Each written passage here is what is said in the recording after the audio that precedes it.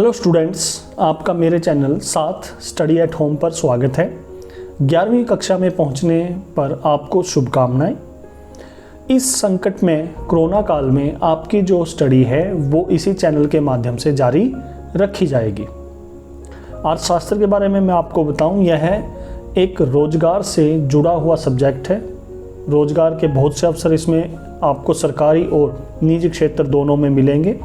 इसमें आगे पढ़ाई के भी बहुत से अवसर आपको मिलेंगे। तो आपको मैं आपकी भाषा में इसको सरल करके समझाने का प्रयास करूंगा। उम्मीद है ये प्रयास आपके लिए फ़ायदेमंद होगा। फिर भी आपके अगर कोई सुझाव या शिकायतें हैं तो वो अपेक्षित हैं, वो आप कमेंट बॉक्स में लिखकर मुझे भेज सकते हैं। धन्यवाद। हमारा जो 4th चैप्टर है आंकड़ों का व्यवस्थीकरण, अभी तक हम 3 चैप्टर कर चुके हैं। उसमें हमने पहले अध्याय में पढ़ा था कि सांख्यिकी का अर्थशास्त्र में महत्व, उसके बाद आंकड़ों का संकलन, और तीसरा चैप्टर हमारा था आंकड़ों के संकलन की जनगणना तथा प्रतिदर्श विधियां। तो अब ये जो 4था चैप्टर है हमारा आंकड़ों का व्यवस्थीकरण, अब हमने आंकड़े तो इकट्ठे कर लिए, संकलन कर लिया, लेकिन वो हमारे किसी काम के नहीं हैं।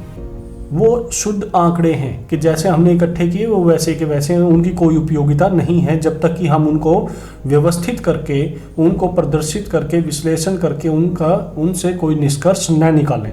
तो अगले वाली जो अवस्था है हमारी दूसरी अवस्था, वो है आंकड़ों का व्यवस्थीकरण। तो अब हम उन आंकड़ों को व्यवस्थित करेंगे और व्यवस्थित करने की क्या विधियाँ हैं वो अभी हम इस चैप्टर में समझेंगे। तो पहले तो हम इसका अर्थ ही समझ लेते हैं कि आंकड़ों का व्यवस्थीकरण है क्या। व्यवस्थित का मतलब क्या है? किसी चीज़ को सिस्टमेटिक करना, ठीक है। अलग थलग पड़ी है, जैसे हम अपनी मान लो घर में अलमीरा की व्यवस्थीकरण करें। एक तो कपड़े वैसे पड़े रहे हैं और एक उन कपड़ों को हम भाई बड़ों के कपड़े अलग कर दें, बच्चों के कपड़े अलग कर दें, और बच्चों के कपड़े भी जो स्कूल में जाने वाले कपड़े हैं उनको अलग कर दें। तो उससे क्या होगा कि हम जब हमें विशेष कपड़ों की ज़रूरत पड़ेगी तो हम बड़ी आसानी से उसको ढूंढ सकते हैं। नहीं तो अगर वो ऊपर नीचे पड़े हैं, कपड़े सबके मिक्स पड़े हैं, तो उनको ढूंढने में बड़ी मुशक्क़त करनी पड़ेगी। तो ये है व्यवस्थीकरण कि उसको किसी न किसी क्रमानुसार लगा दो, कि किसी न किसी समूह बना दो। जैसे हमने बनाया ना, बड़ों का अलग कपड़े, वो समूह बना दिया, छोटों के अलग कपड़े, वो भी एक समूह बना दिया, और छोटों के भी स्कूल के और जो घर पे पहनने के कपड़े हैं वो अलग। तो उससे समूह बन गए और उनको क्रमानुसार हमने लगा दिया। तो आंकड़ों का के व्यवस्थीकरण से हमारा अभिप्राय उन सब क्रियाओं से है जिनके द्वारा आंकड़ों को सरल व व्यवस्थित ढंग से प्रस्तुत करके समझने योग्य बनाया जाता है।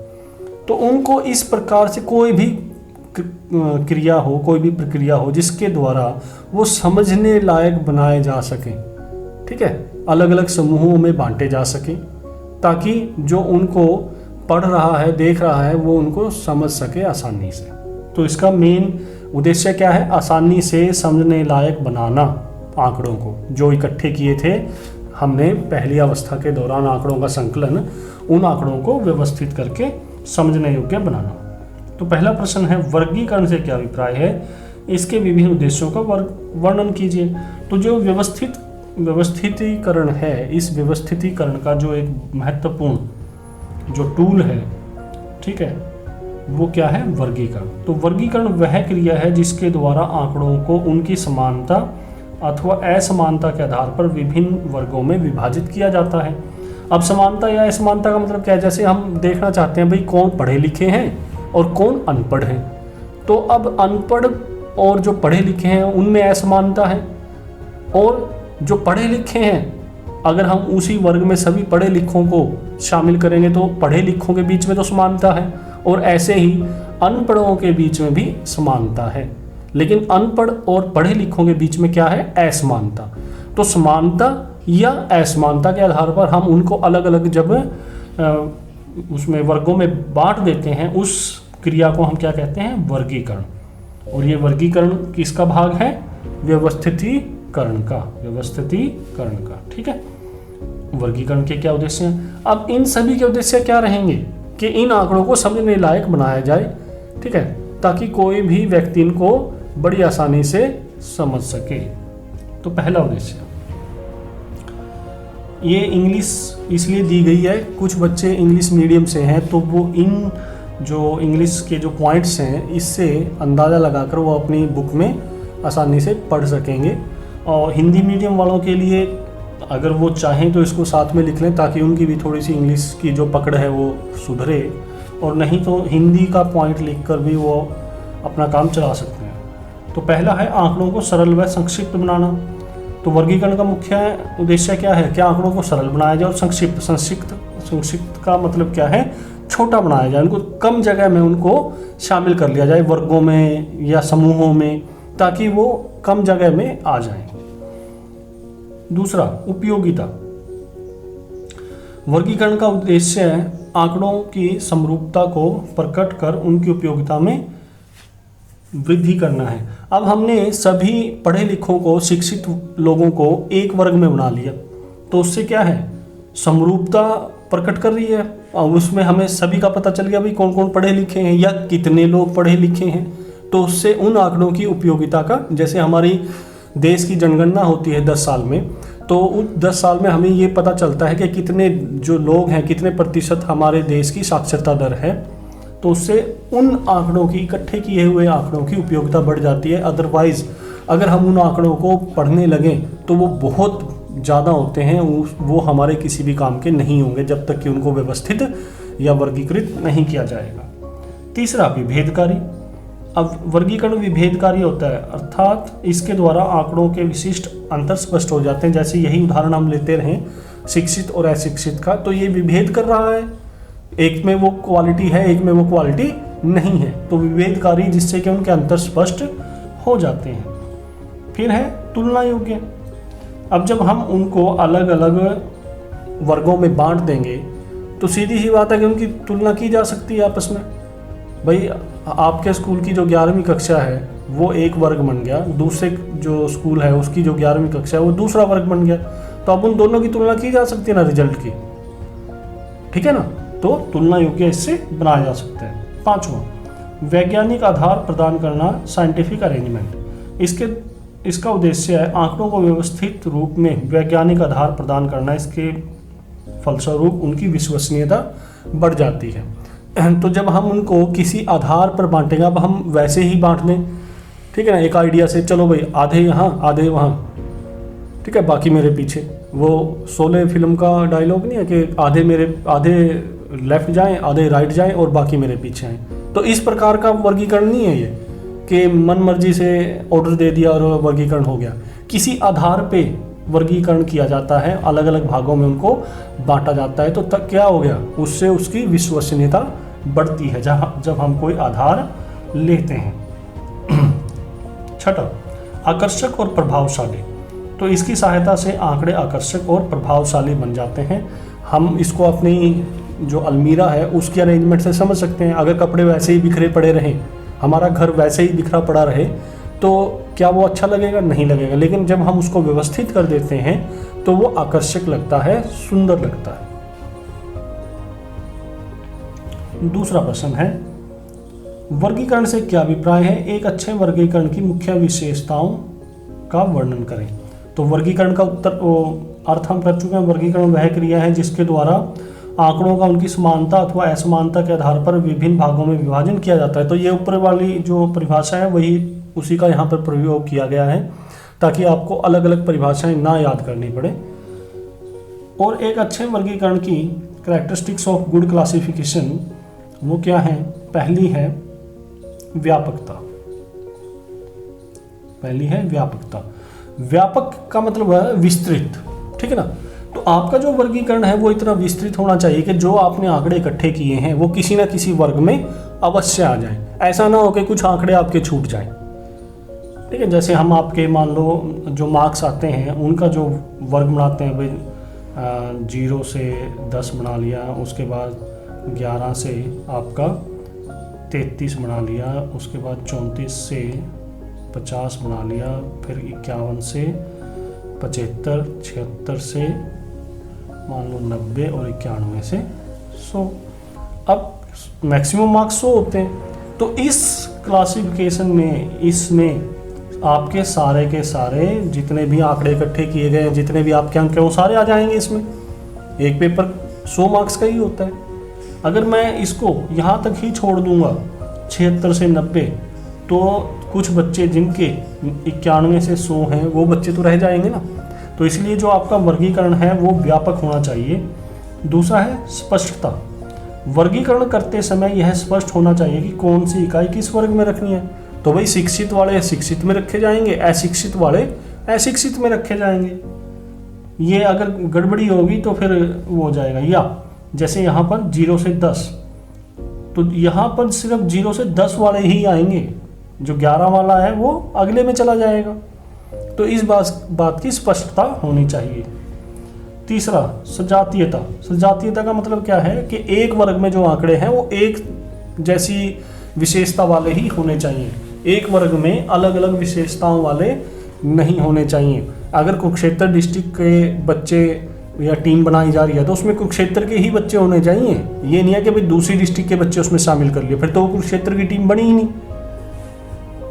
चौथा अनुकूलता, कि वर्गों का निर्माण अनुसंधान के उद्देश्य के अनुकूल होना चाहिए। जैसे 11वीं कक्षा के विद्यार्थियों की आय तथा व्यय ज्ञात करने के लिए उनका वैवाहिक स्थिति या वजन के अनुसार वर्गीकरण करना गलत होगा।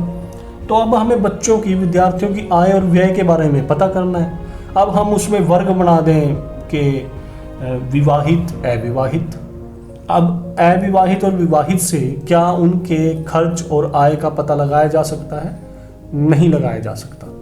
ठीक है, तो यहाँ पर ये वर्गीकरण ठीक नहीं होगा। स्थिरता, एक प्रकार की जांच के वर्गीकरण का आधार एक जैसा होना चाहिए। क्यों होना चाहिए एक जैसा?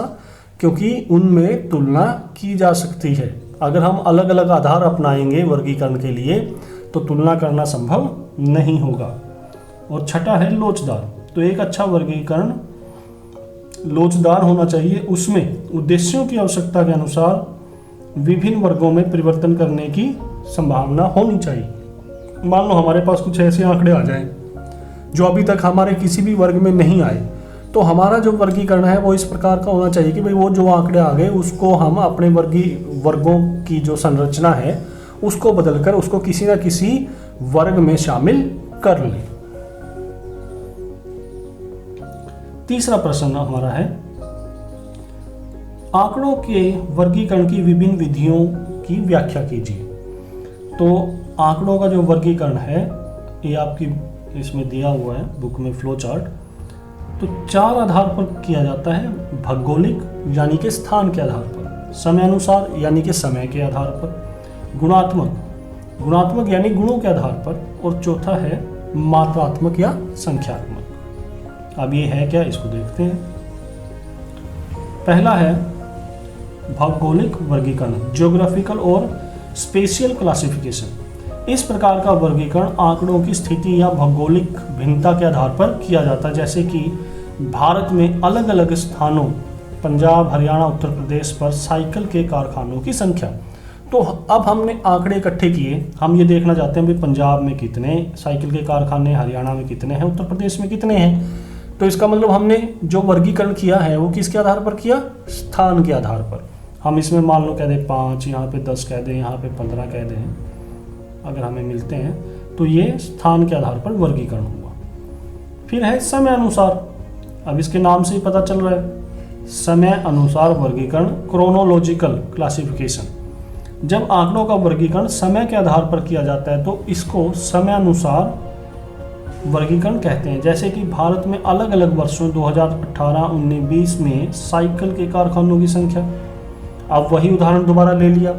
अब हमने स्थान के आधार पर नहीं देखा, हमने देखा कि 2018 में कितने साइकिल के कारखाने थे। मान लो हम कह देंगे 50 साइकिल के कारखाने थे। 2019 में बढ़कर ये 55 हो गए, 2020 में बढ़कर ये चलो कम मान लेते हैं क्योंकि कोरोना आ गया 2020 में, तो 40 मान लेते हैं।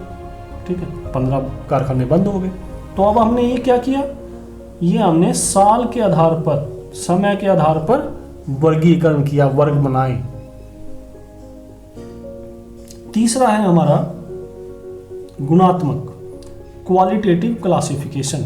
जब तथ्यों या आंकड़ों का विशेषताओं या गुणों के आधार पर, जैसे धर्म, व्यवसाय, जनसंख्या के बौद्धिक स्तर आदि के अनुसार वर्गीकरण किया जाता है तो इसे गुणात्मक वर्गीकरण कहा जाता है। जैसे कि मान लो भारत में 4-5 मुख्य धर्म है, भाई हिंदू हो गया, मुसलमान हो गया, सिख हो गया, जैन हो गया, बौद्ध हो गया, ठीक है। तो इन 5 धर्मों के मान लो हम ये बनाएं कि कितनी जनसंख्या है, कितने प्रतिशत लोग हैं हमारी पूरी जनसंख्या के हिंदू, तो जैसे 80% के आसपास हमारे हिंदू हैं, ऐसे ही 2% के आसपास बौद्ध, जैन हैं या सिख हैं, और 17-18% के आसपास 14 या 15% के आसपास हमारे मुसलमान हैं। तो ये थोड़ा बहुत ऊपर नीचे हो सकता है आंकड़ा। तो ये क्या है, ये बता रहा है कि गुण है। गुण क्या है? धर्म।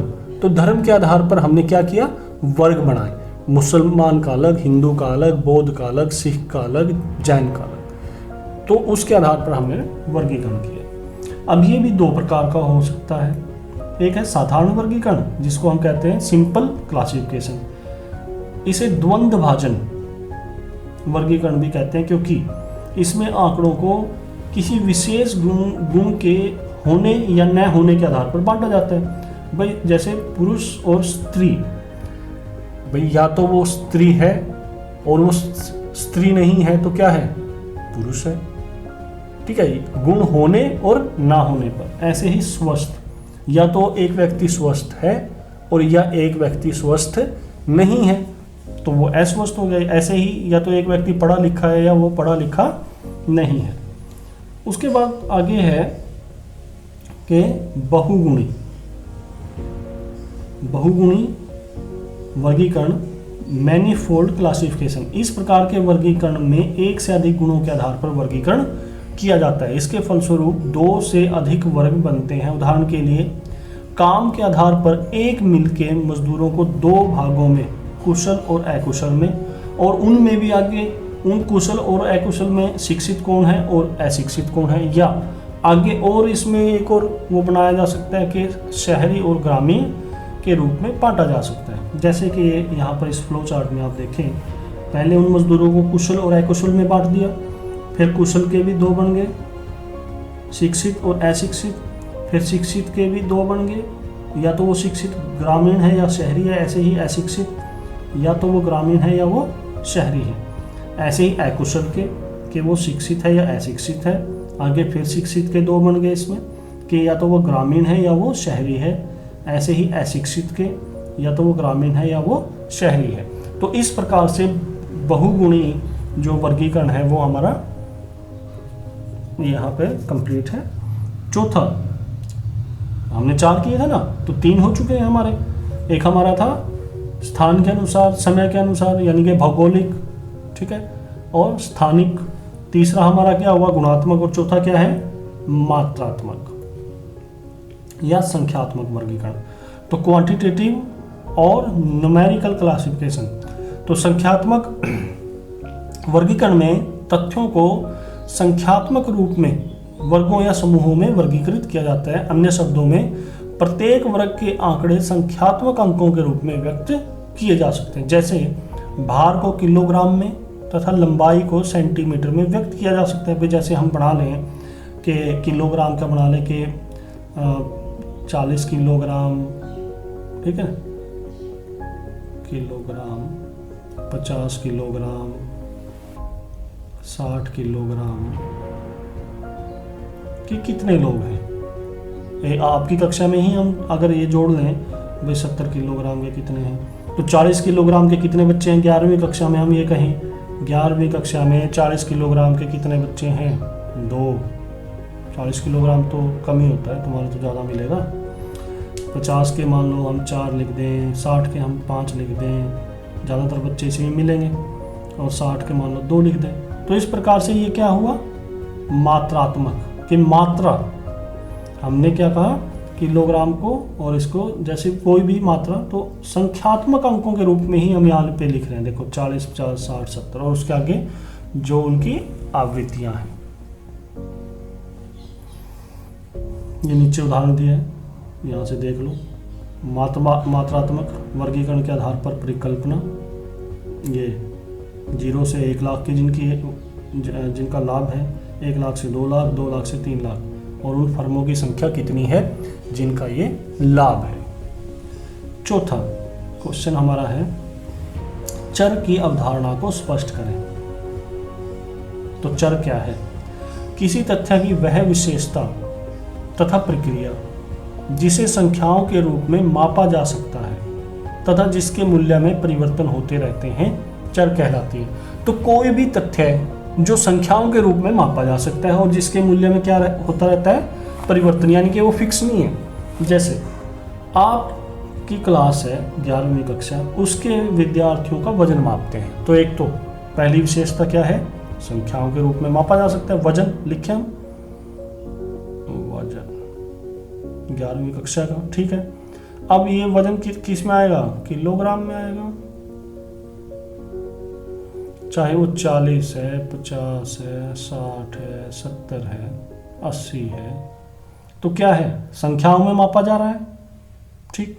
दूसरा, अब ऐसा तो नहीं ना सभी बच्चों का एक जैसा मिलेगा, परिवर्तन हो रहा है, किसी का 41 भी मिलेगा, 42 भी मिलेगा, यानी कि जितने बच्चे हैं उतने ही वो संख्या ले लेगा।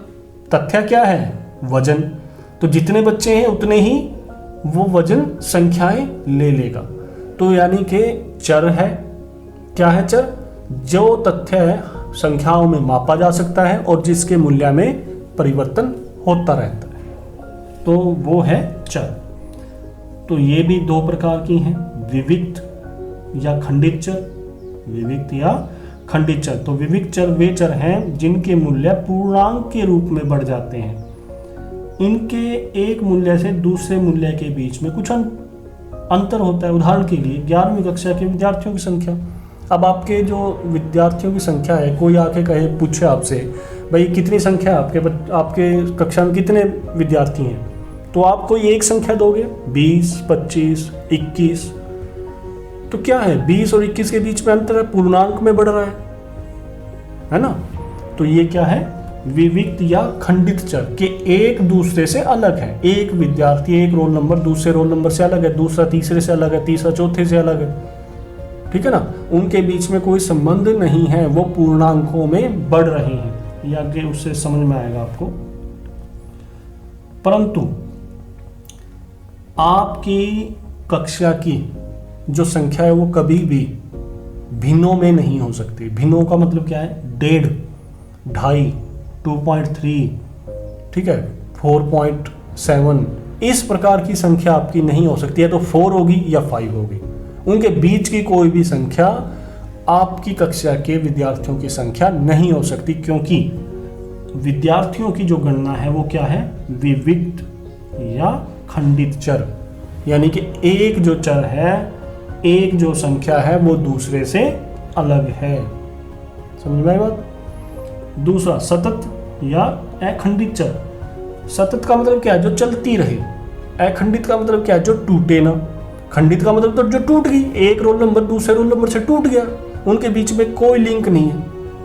लेकिन अखंडित या सतत का मतलब क्या हुआ कि उन दोनों के बीच में कुछ संबंध है, वो एक दूसरे से टूटे नहीं हैं। जैसे सतत चर वे चर हैं जो निरंतर बढ़ते हैं या भिन्नात्मक होते हैं, इनके एक मूल्य से दूसरे मूल्य के बीच में कोई निश्चित अंतर नहीं होता। जैसे विद्यार्थियों की ऊंचाई, अब विद्यार्थियों की ऊंचाई कभी भी ऐसे नहीं होगी कि 5 फुट, उसके बाद अगर कोई ऊंचाई मिलेगी, लंबाई मिलेगी, तो वो सीधी 6 फुट मिलेगी, ऐसा नहीं है।